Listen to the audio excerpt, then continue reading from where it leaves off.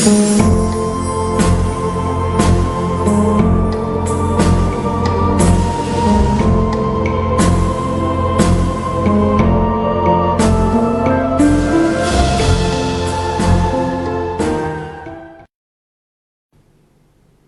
tāpua I le atua.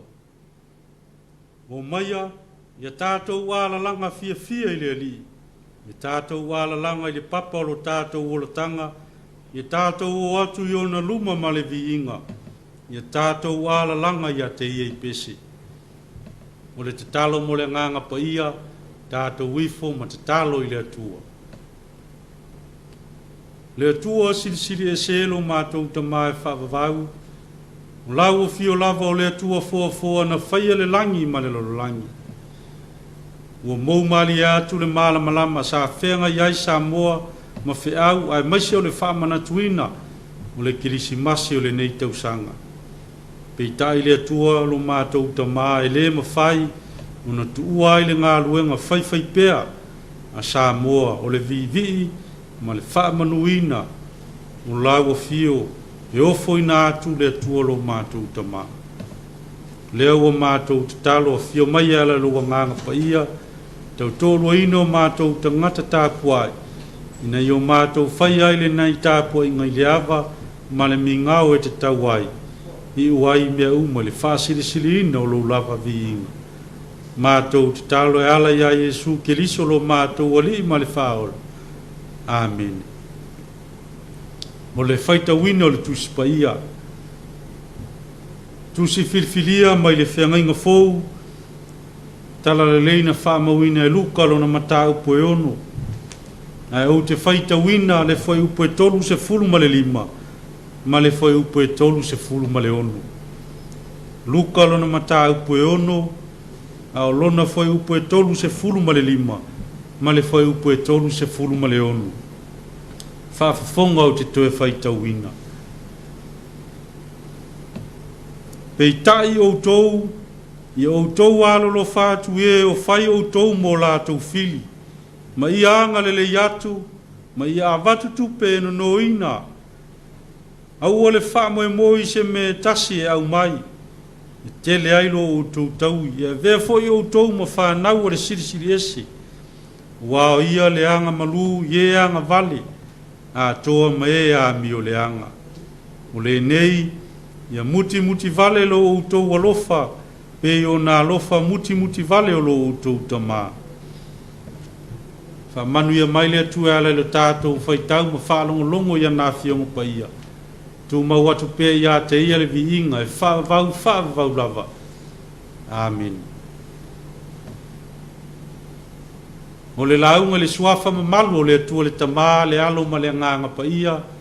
Amen. O maua le matua o le launga ma le tusi sa whaita wina ma le whengainga fou.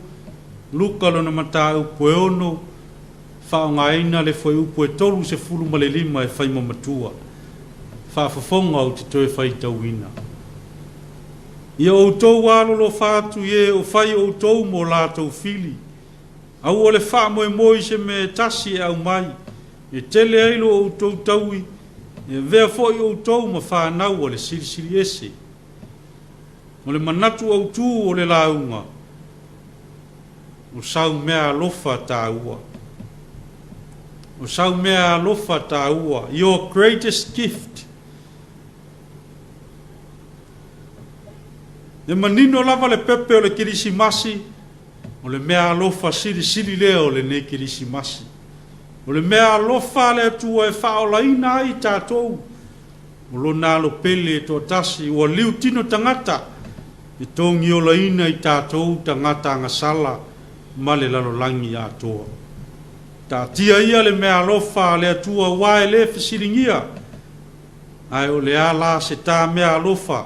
Mo le nei kirisimasi. Wa o onga e whainga tau na ola ina. Ma whaatino e so se tangata. O wafo i o le nātua leo le tangata. E tātou te langona ina le ita. Le fia, le ti ngā ma le mawhatia. E mafuai o na tātou mana o e tau iatu le leanga. I le isi tangata. Ma e le mawhai foi o na tātou alo e se mai ai. ma o le mafu anga fu i leo le whainga tā una whaatino a o onga ma po inga e pe una feta lai ai Yesu. A o lea tamanino lea o lo mamoli mai Yesu e ala iana o onga e pe una whaita wina. E le whaingo fie le muli muli a te ia. E le whaingo fie le a vea maso moni o Yesu ke liso le whaola. Ai ma whai ona tātou whaia pe a tātou tali tonu ma whaatua tua i a te ia. Sa mo ai le atu nu pele le ase tā mea lofa i le nei kirisi masi. Alu le vai aso a toa o tātou pisi whaataunga mea lofa se isa ili mai me ta alo le whanau o lava lava o se vai o mama o wati o wila vili vai a whai le aini mea lofa e peise i o le eisi ki lisi masi whesilingia pe e te lofa pe le ai o wafo i o mea lofa e whaali ai lo o lofa muti vale i le isi e tau atu ai lo o lofa i lau o lo to lua o lau whanau e whai lo ai le pele ia te oi o mea lofa o ni mea e whai mausui a whai e fia whaali lo o lofa ave sau mea lofa e whai mausui a o le mea lofa sili mo oi o le ave a toa o oi le mea lofa sili lea na saunia e le tua mo ta ua e le au mai aso na sui ai na saa a to mailo na soifua e ala i le pepe o le kirisimasi fato ese se ta mai titi lo na tama malia tama o le aisa mea lofa o le kirisimasi mo oe o le lava le tau e whaatau aisa mea lofa e tali si o na tama au e te popole saan o lea u te iloa lo lofa sa o mata i alava oe o i le nei vai aso atoa na o vai atu e alu i le fale o loa na e sa ili mai ni o se vai ai le lava lau tupe na e tō mai fo ini wati sa tau i le fata e whaatau aisa wati ai tā lofa e le lava fo i lau tupe sa o te talo mo oe una fai atu leo le tamai lo nā tali o lau mea lofa sili lea mo au saan o lou wha maoni na e sa ili ma le wha maoni ua lava lau mea lofa sili le nā moa e whaulai mea lofa wha tau i whale o loa ai o lau mea lofa sili e le aiso na tau o lou wha maoni mātu wae po le ale whaingatā o le nei tau sanga o a onga le whanau o ngā luenga o le tau ati na ina o a inga o whaalawe lawe sila le atua i lo wha maoni o le fina ngalo i Yesu ke liso le nei ke lisi masi i a tātou whai mea lofa i o tātou fili o le mea moni i a whaingo fie le whai mea lofa i e tātou te alo lofa i ai ai whaingatā o tātou fili a o le lui lea mo i tātou o le nei ke lisi masi whai atu ia kopo ia e sau o le nei ua o ilo atu o fafonga le peisia i ua o ilo atu fafonga o le atua o e fina ngalo malie mai e ia te a o uso sa fe ainai ai ua ngalue ina i le nganga o le atua ma nei ala upu ia kopo pe a fai ma tātou mea lofa mo le nei ke lisimasi liliwane i lo to lua liliwane i lo uso o lau o liliwane i lau whanau iau au tafa mai whaapea atu iai ua ou i lo atu o fafonga e peisea i ua ou i lo atu fafonga o le atua ua e fina ngalo malie mai e iatea manuia tele le kirisimasi sa moa ono Yesu amen tātou pepese i le pese o saunia